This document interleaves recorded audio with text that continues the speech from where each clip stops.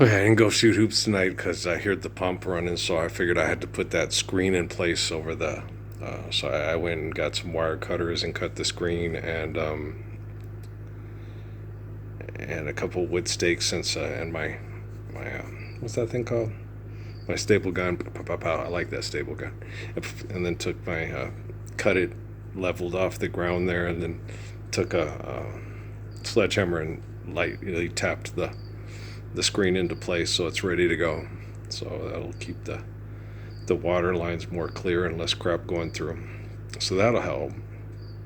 And so I got that did, because I think of Dad, his farm stuff. I like to get that done first whenever I get things I got to do around here. And I sat and watched some stuff, and I went and I looked and I go, okay, so Ryan Shaw is the other guy talking to the other kid, and the other kid's name is Nick Shirley. Okay. I don't even know half these people. It's like, yo, sending Christmas cards. The first thing at Christmas that's such a pain to me is finding a Christmas tree. All right. So it's been an interesting night. I clicked on a thing for the Kardashians, and Chloe was making sexy type tape things with her friend for Lamar, and the brother and the brother-in-law found it and played it in front of everybody, and made Lamar laugh because he had to save face because it was in front of his brother, in front of Rob. And so he was laughing not to get to, and so she got really embarrassed because it was hard for her to do. And it's like, God, that's just. She was feeling insecure. He was going on his road trip, and she wanted to give him something to, that I miss you and want you to come back home to me.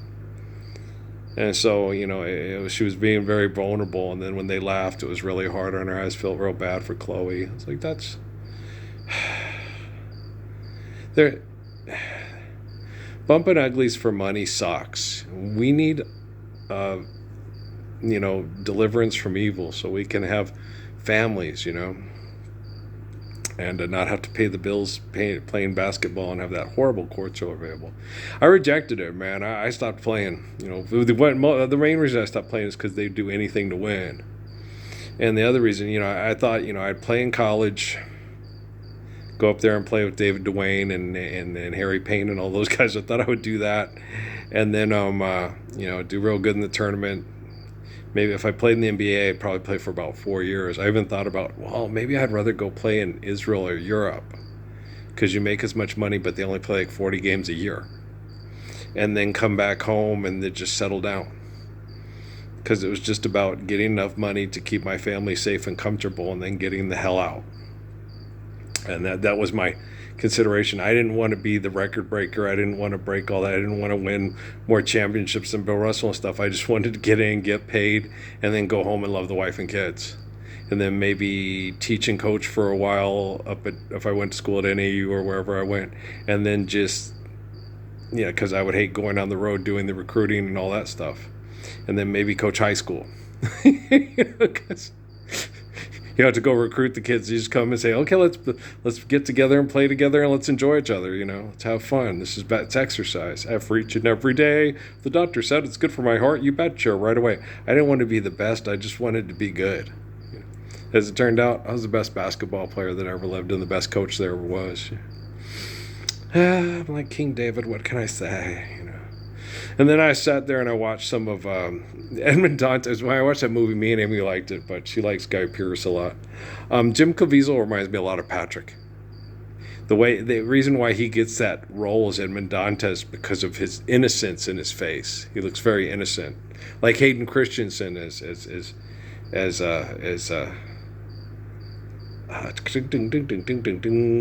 Natalie loved that. We went to go watch some movies. She sat there and she goes. Hayden Christensen reminds her a lot of Patrick, but so does Will Smith.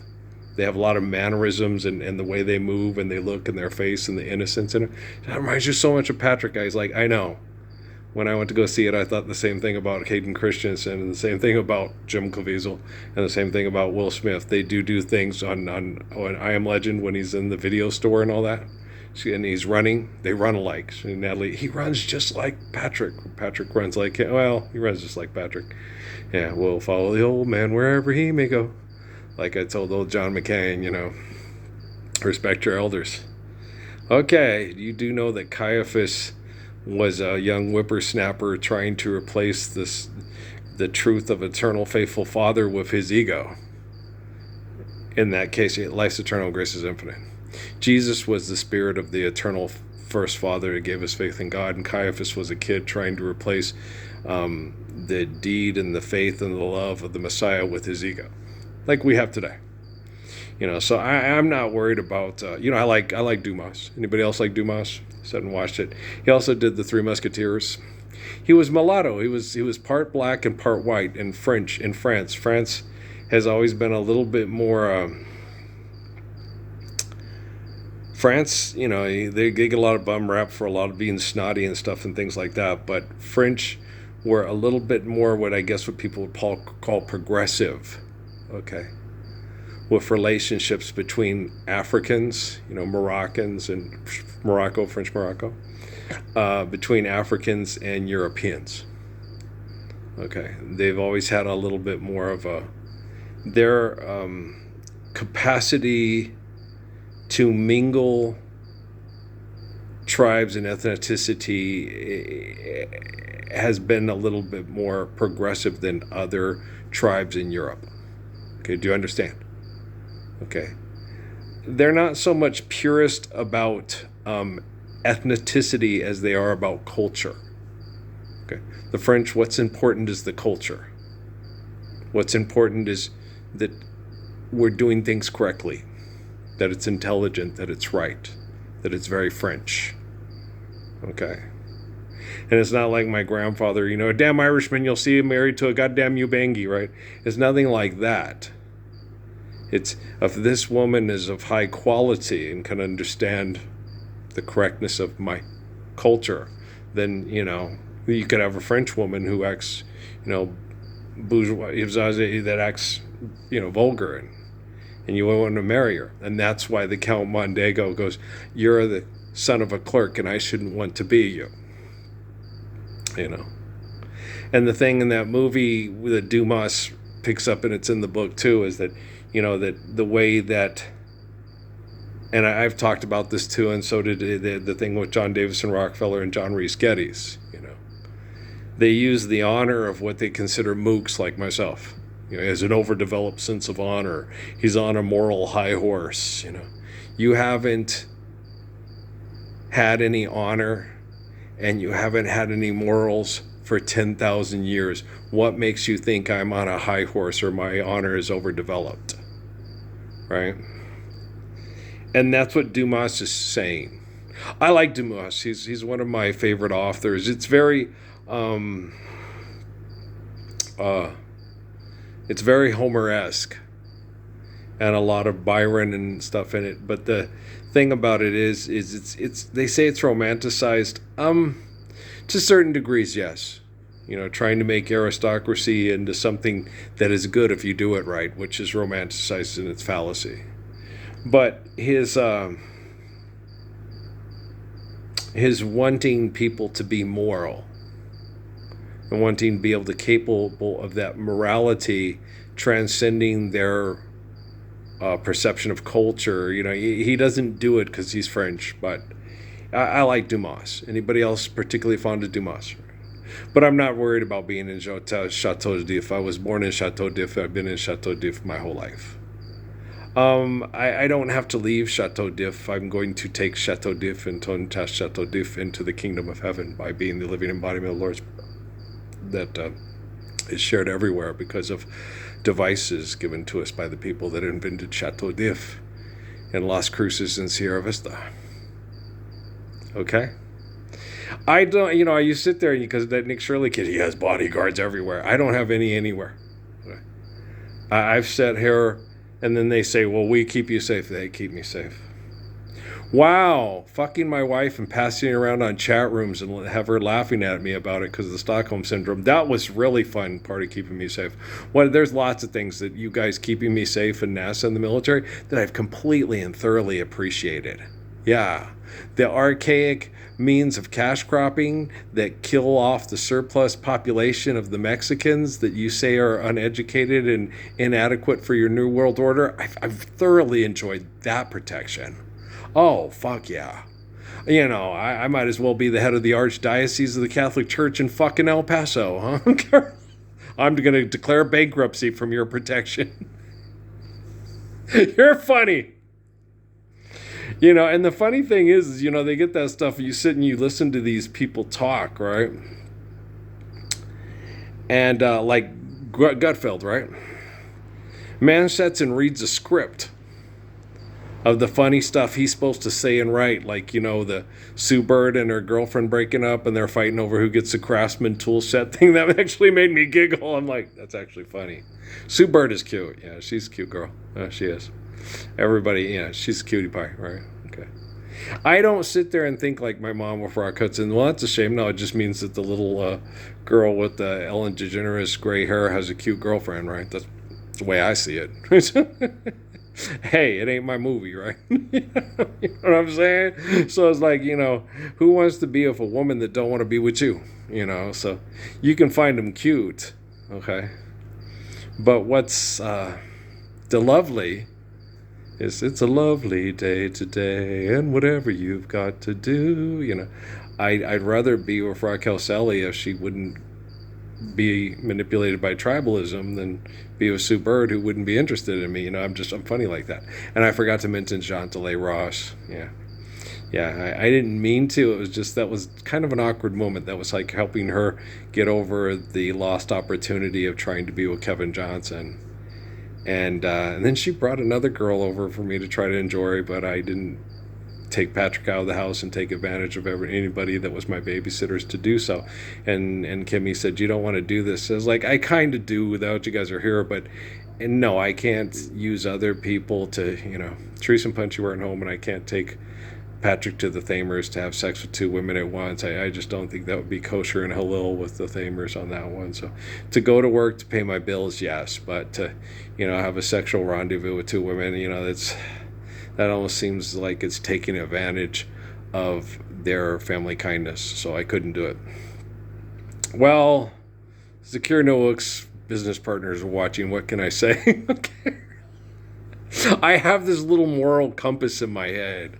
I get it mostly from my pops, you know. And you know, it has this right and wrong barometer that I follow, and his big thing was, you know, he'd always say, you know, did you do that in front of Jesus? I was like, well, Jesus pretty much understands. Jesus is a pretty forgiving, understanding guy. Would you do it in front of grandma? No, grandma would beat you with a dog collar and a cane at the same time. So it's just, no, I'm not going to do that, right? And that was the one that always made me do the right thing, like to the, you know, who's the church lady, who's the real church lady, the priest. Would you do that for your grandmother? Oh, hell no. But I have said things, you know, like, I will say fuck in front of people. Would you do that in front of grandma? I try not to, because she'd beat you with a cane.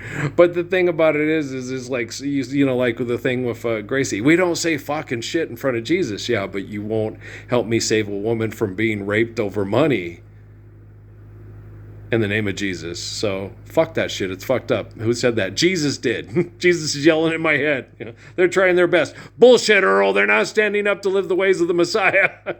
Jesus said bullshit. Hey, Dad, he's in my head. He's in my head. I love Jesus. Yes, I love Jesus. You know, and oh gosh, no, those two homosexual theater drama teachers at New Mexico State University, when I was canvassing for Olay, that came outside and told me, we believe you're like him because you tell it like it is. You're like our Neville. They said, when your Jesus, you know, your family member Jesus went into Solomon's temple, he didn't go in and say, I say, this is egregious behavior. There's church ladies about, don't say fuck in front of people. He cussed them out in Aramaic. And if you know, you when you're getting cussed out in Aramaic, you know you're getting cussed out. Why didn't they make Jim Caviezel do that with the whip and the, you know, on the Mel Gibson movie there? Hack, mac, hey, mac, you know, he cussed them out. He was cursing. Solomon didn't mind. Solomon was pissed off. Life's eternal and grace is infinite. Look what they're doing in my temple, Yahweh. Slowly I turned, step by... Don't say Niagara Falls, Abbott! They're doing idolatry in Solomon's temple. Ooh, yeah. Like that one guy who told me, all those gooks, we should have killed them all when they dropped a bomb on them all when I was over there. And I was like, you do know that man's a Christian, his family's a Christian, and his daughter is one of my best friends, and Anaya is... Mr. Ralph. I wanted to go all Mount Ralph Suvius on that guy, but I didn't want to get fired because I wanted to pay my extortion for my kids. Right? I hated the exposure of the Temple Illuminati and the science community saying, look what the Mormons and the Catholics have done to you. What are you going to do about it? I already did it.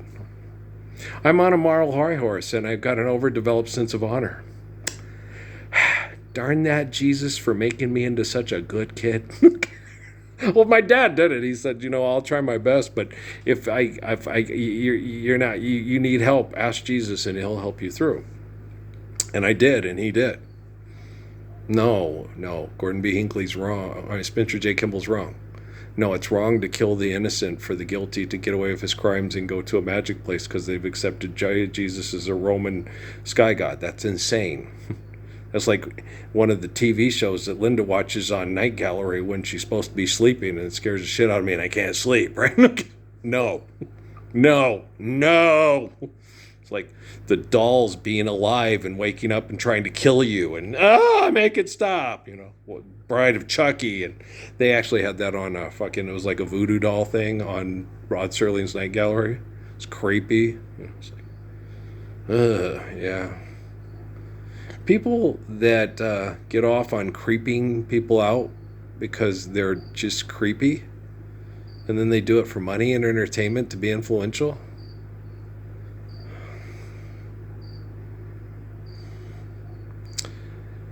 Forgive and trespass, love one eternal, faithful peace. Share care, given accordance be built to, share care, given accordance to built to last. If you can't do that, your shit is fucked up, and you need to fucking stop it now, because I'm really pissed off, and I've just made a whip, and I'm cleaning out idolatry out of Solomon's temple.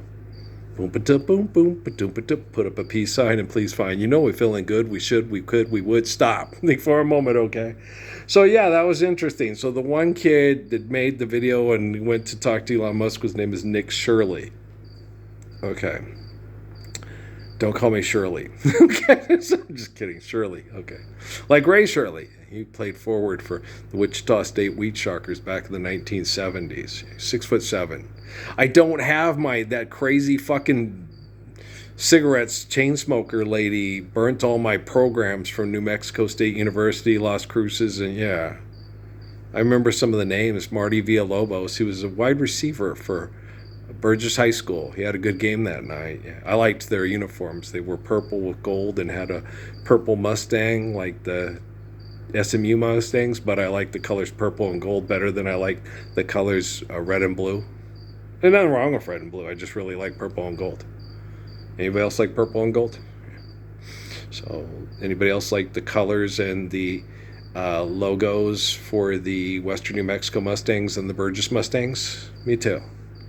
I'm getting a yes from the 915 guy for the Minnesota Vikings and the Green Bay Packers there. Then now don't forget the UTEP Miners. Right? Yeah, Aaron Jones and Alvin. Did Alvin play at Saskatchewan? Where else did Alvin play? Alvin was a good football player. Alvin's a good football player too. His brother, good linebacker. Yeah.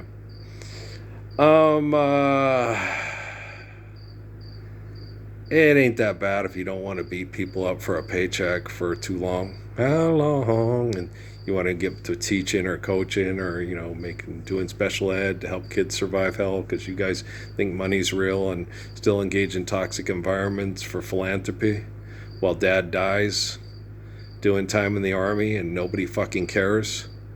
Yeah, that was way too young to be dying. Yeah, because he was exposed to toxic and stressful environments that people shouldn't be exposed to if they're living the Lord's Prayer. Angela's ashes. Aaron's and Alvin's dad's ashes. You need to do right. If you can't do right, I'm going to kick your ass till you do. I got your Fort Bliss right here. I got your White Sands right here. I got your NASA Intel systems right here in the palm of my hand. Samsung Galaxy 10. He's got the whole world in his hand. He got the little bitty babies in his hand. He's got the little bitty babies. Everybody in their right mind knows how much Earl loves babies. Bulgaria, I send you a king. His name is Crumb. Take care of him, love him, and treat him well. He had to come back home to the States because he was having certain things that they said of his numbers, that he was getting diabetes because they were feeding him too much eggs and stuff. I said, I think it's just from his diet, and I don't think he's going to develop that. Just keep him active. I told her that. And then I said, well, just come home and come back to us with the kids. Now she wanted to be with Georgiev because he was going to be a rock star. And I wasn't going to be a rock star. I'm never going to be a rock star. No. But I'm a good shower singer, and I can do a pretty good Johnny Hartman, and that's okay with me. In the wee small hours of the morning. So I'm good with that, man. I'm happy. I'm happy with my voice. I'm content with my voice. I'm content with the songs that I can mimic and enjoy with my Emily and my Kate. Cassie Perez is the oldest of Chris. Yeah, he has Cassie and Noah. And Cassie is so cute. She's so pretty. She reminds me with a lot of her mannerisms and her shyness and of my Emily. Yeah, she's adorable. I was looking at her. Oh my gosh, Chris, she's so sweet. She's so cute. She has so much sweetness in her eyes. Oh, she's a cutie pie. I went and asked Chris Perez's kids, and they brought up Cassie Perez. And I was like, she likes to sing and enjoy sharing music. I was like, me too. It's fun. It's fun to sing, man. I like to sing. Me and Brian's favorite when we used to sing in the service all the time. I like to sing about the Moona and the Juna and the T4 and I love it too. I love it too. Sing. You ever seen that with the little owl? It's from like the 1930s or 40s and shit. It's a lot of fun. It's a cute. If you haven't, you should. It's a cute cartoon there. I think a lot of us. They said he was born. At first, I was listening to one that said he was born in 1996. It's like, no. Because his wife was murdered in 1995. They had it backwards. It was 1969. I was like, no, that sounds better. That's more like in the age range. Well, that's my that same year as my first wife, Steffi, was born, was 1969. And so my sister Patrice was born in 1970. I was born in 1966. Pick up sticks. Yes, sir. And so, but don't be afraid. Don't be afraid of being murdered by your business rivals. Stand up and correct your business rivals by being a kind and courageous, empathetic, respectful person that's humble enough to submit to faith and the glory of God, so you save yourself from yourself. Get your artificial intelligence to understand humility, and then the Japanese and the Chinese can't touch you.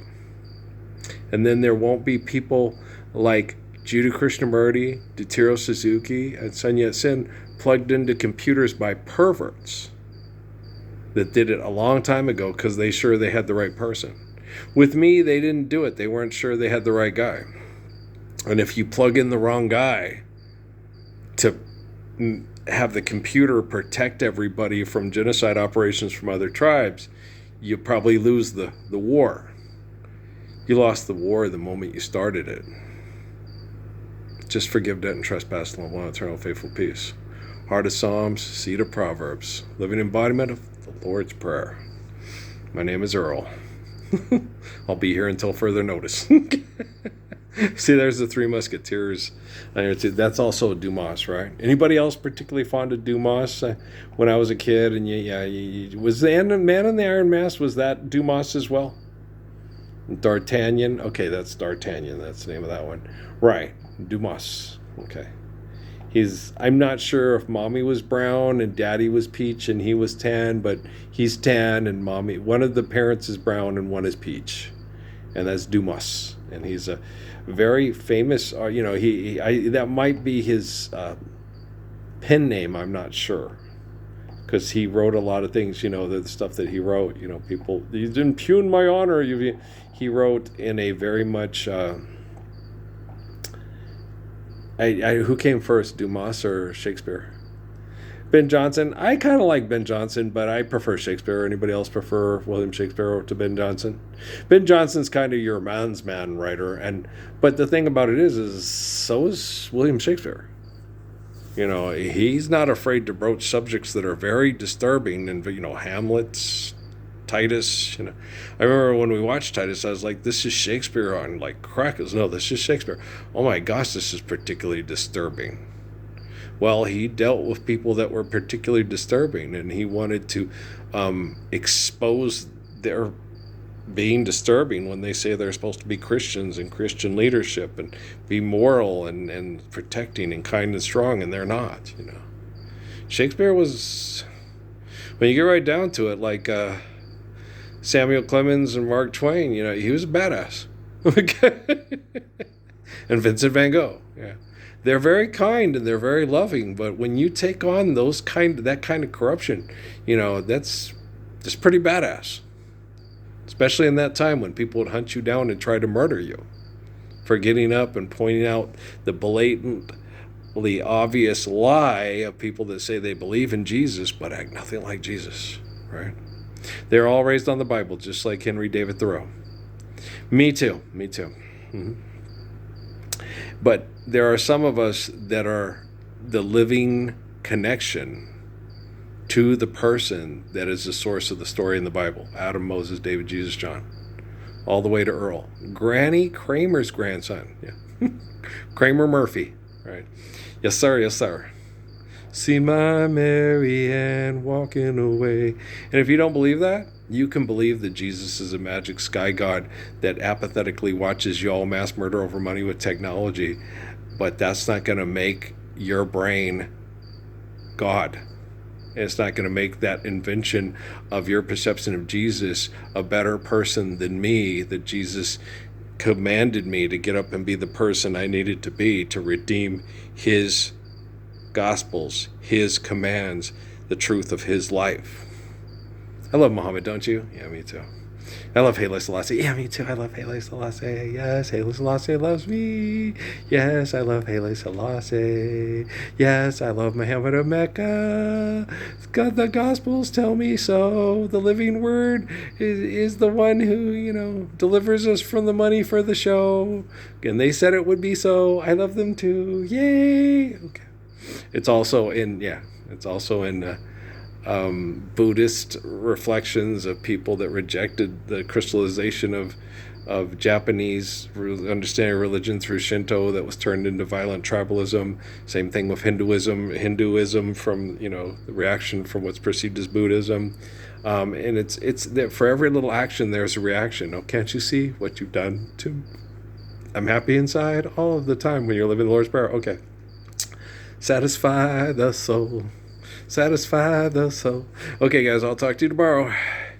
And if you don't want to listen, you don't have to. But I'm fixing your technology, whether you want me to or not. Okay, I love you too. Peace out.